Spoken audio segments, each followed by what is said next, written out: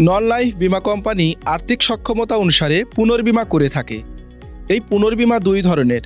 এর একটিকে বলা হয় প্রপোর্শনাল ট্রিটি আর একটিকে বলা হয় নন প্রপোর্শনাল ট্রিটি।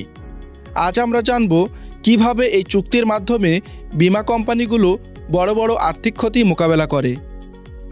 সাধারণত প্রপোর্শনাল বা সমানুপাতিক চুক্তিতে বীমা কোম্পানি এবং পুনর্বীমা কোম্পানি প্রতিটি ক্ষতি একটি নির্দিষ্ট অংশ শতাংশ অনুসারে ভাগ করে নেয়।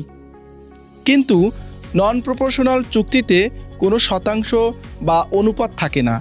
এখানে থাকে একটি আর্থিক সীমা, আর ক্ষয়ক্ষতি ভাগাভাগি হয় টাকার অঙ্কে। অর্থাৎ মূল বীমা কোম্পানি আগে থেকেই ঠিক করে নেয় যে ক্ষতির একটি নির্দিষ্ট অঙ্ক পর্যন্ত তারা নিজেরাই বহন করবে।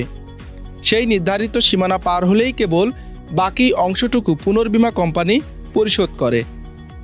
একটি ইন্স্যুরেন্স কোম্পানি চুক্তিতে জানালো যে কোনো দুর্ঘটনায় 1 কোটি টাকা পর্যন্ত ক্ষতি তারা নিজেরাই দেবে। একে বলা হয় প্রাইমারি লস। এখন ওই কোম্পানির সাথে থাকা পুনর্বীমা কোম্পানি রাজি হলো যে 1 কোটি টাকার উপরে সর্বোচ্চ 5 কোটি টাকা পর্যন্ত লস তারা বহন করবে। এখন ধরুন একটি বড় অগ্নিকাণ্ডে মোট 3 কোটি টাকার ক্ষতি হলো।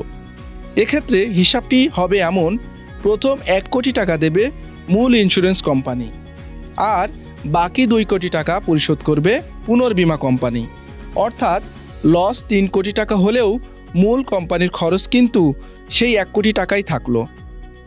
নন প্রপোর্শনাল ট্রিটি হলো বীমা কোম্পানিগুলোর জন্য একটি শক্তিশালী নিরাপত্তা দেওয়াল। এটি নিশ্চিত করে যে হঠাৎ বড় কোনো বিপর্যয় ঘটলেও যেন কোম্পানি আর্থিকভাবে ভেঙে না পড়ে এবং গ্রাহকদের পাওনা সময় মতো পরিশোধ করতে পারে। বিপ্লব হুসাইন, ইন্স্যুরেন্স নিউজ বিডি।